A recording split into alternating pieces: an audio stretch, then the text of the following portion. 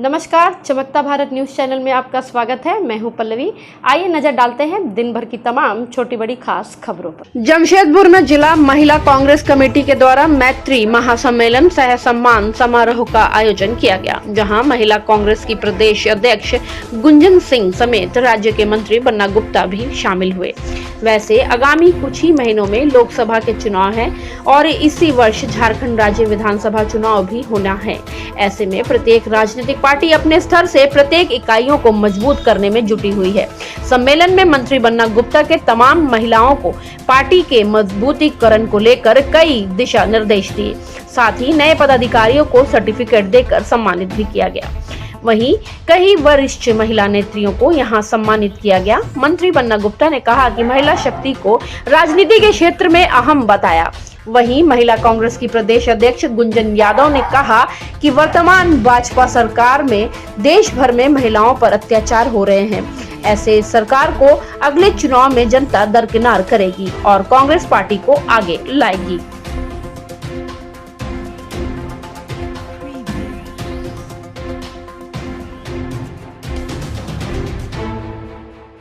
हम लोगों को मिलता है, पूरे शहर को मिलता है, चाहे इनके विधानसभा का कोई हो ना हो, ये सहयोग सबको करते हैं। महिला कभी निराश्रित नहीं होती है। यदि 5 साल की छोटी बच्ची भी है, उसके अंदर ये संस्कार होता है कि वो एक छोटी सी गुड़िया को भी अपने सीने से लगाकर सहारा देने का काम करती है। माँ कितनी भी ठंड से ठिठुरती है, अपने आंचल में अपने बच्चे को समेट लेती है। माँ कितनी भी भूखी होती है, लेकिन अपना खून पिलाकर बच्चे को जवान करती है। तो महिला निराश्रित नहीं होती है, वो आश्रयदात्री होती है। अब महिलाओं को कैसे सशक्तिकरण किया जाए, कैसे उनको राजनीतिक सामाजिक क्षेत्रों में उनकी जो महत्वपूर्ण भूमिका है, उस भूमिका को कैसे सुनिश्चित किया जाए, उनको ज़्यादा से ज़्यादा किस तरीके से सक्रिय किया जाए, आदि आदि विषय पर हमारा जो है महिला जो हमारा संगठन है, वो हमारे प्रदेश अध्यक्ष है छोटी बहन गुंजन सिंह के नेतृत्व में पूरे राज्य में दौरा कर रही हैं वो, और दौरा करके हर जगह महिलाओं को एकजुट कर रही हैं, सशक्त कर रही हैं, और विभिन्न जगह पर कहाँ पर वो हमारी बहनों को काम मिल जाए, कहाँ पर वो सामाजिक जीवन जिए, कहाँ पर उनको राजनीतिक महत्व मिले, आदि आदि विषय पर एक चर्चा हो रही है। और चर्चा के उपरांत निश्चित तौर पर एक अच्छा आउटपुट निकलेगा और आउटपुट्स के माध्यम से हमारी महिला का सशक्तिकरण होगा।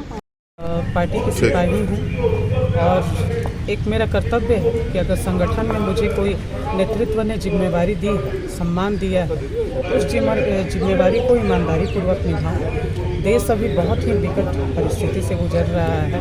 ये भाजपा वाला को मानना होगा कि देश बहुत ही स्थिर है, सब खुशहाल है, लेकिन हमारा मानना नहीं है। आप देख रहे होंगे कि अभी डुग्गी ड्रामा चल रहा है अयोध्या मंदिर को लेकर। अयोध्या मंदिर को लेकर ये घर घर जा रहे हैं, अक्षत और इन्विटेशन देने का काम कर रहे हैं। ये चीज़ 2014 से अगर ये लोगों की जो भूखमरी से जान जा रही थी, रहने को सिर पे छत नहीं था, पहनने को कपड़ा नहीं था, कोरोना जैसी बीमारी से लोग मर रहे थे, लोग बेरोजगारी से भटक रहे थे, किसान भाइयों की जान जा रही थी, उस समय ये कहाँ थे अंधभक्त? उनको जाना चाहिए था। ये तो ऐसे न्योता दे रहे हैं जैसे पूरे देश की चीज़ों को ये कैप्चर कर लेंगे। अरे सेल, भेल, रेल, तेल सब तो बेच दिया। भारत की संपत्ति को आप बेचने पे अड़िग हो गए। ये भारत के लोगों की संपत्ति है, आप आधिकारिक नहीं हैं इसके लिए। तो इनविटेशन इनको तब देना शोभा देता जब इनके बेटे और बेटी की शादी होती है, तो हम लोगों के हिंदू धर्म में यही माना जाता है। लेकिन ये 2024 का चुनाव है सामने, तो इनको कभी ना कभी डुग्गी ड्रामा करना ही था। जैसे पुलवामा की घटना भी आप ले लें, रहा देश में अभी बेटियां सुरक्षित नहीं हुई। आप देखें कि बनारस यूनिवर्सिटी में भी IT सेल के 3 युवक जो भाजपा के हैं, कुणाल पांडे, सक्षम पटेल, अभिषेक चौहान, हमारी बहन के साथ उन्होंने बलात्कार किया। और ये सोशल मीडिया में हम लोग, कांग्रेस परिवार का ये काम नहीं है, ये भाजपा के लोग, वो फोटो एडिट वाला नहीं है। कुणाल पांडे जी को देखा जा रहा है कि मोदी जी के साथ दिख रहे हैं, अभिषेक चौहान को देखा जा रहा है कि JP नड्डा के साथ, और ये सक्षम पटेल को देखिए बुलडोजर बाबा के साथ। बुलडोजर बाबा का तेल वहाँ ख़त्म हो गया था क्या बुलडोजर का? आप बोलते हैं कि अपराध पे हमने नकेल कसा है, अपराधियों को हम सजा देते हैं, बुलडोजर चलवाते हैं। तो जब हमारी बेटी के साथ बलात्कार हुआ तो ये भाजपा के दिग्गज नेता उनके साथ खड़े हैं, यानी ये बलात्कारी पार्टी हो गई है। तो निश्चित रूप से 2024 के लिए महिला कांग्रेस भी तैयार है। मेरी बुथ मेरी जिम्मेदारी के तहत हम काम कर रहे हैं। अब अभी हमारी नवनियुक्त जो राष्ट्रीय अध्यक्ष है श्रीमती अलका लांबा जी झारखंड के दौरे पे आ रही हैं। 31 तारीख को उनका झारखंड आगमन है। 1 तारीख को प्रदेश कार्यकारिणी और प्रेस कॉन्फ्रेंस रांची में होगा और 2 तारीख को महिला सम्मेलन होगा। तो सभी बहनें हैं वो कमर कस ली हैं। साथ ही साथ हमारे जन नेता राहुल जी का आगमन झारखंड में हो रहा है। पहले कन्याकुमारी से कश्मीर तक का सफ़र उन्होंने तय किया, सभी समुदाय धर्म को लेकर चले। अभी भारत जोड़ो न्याय यात्रा है।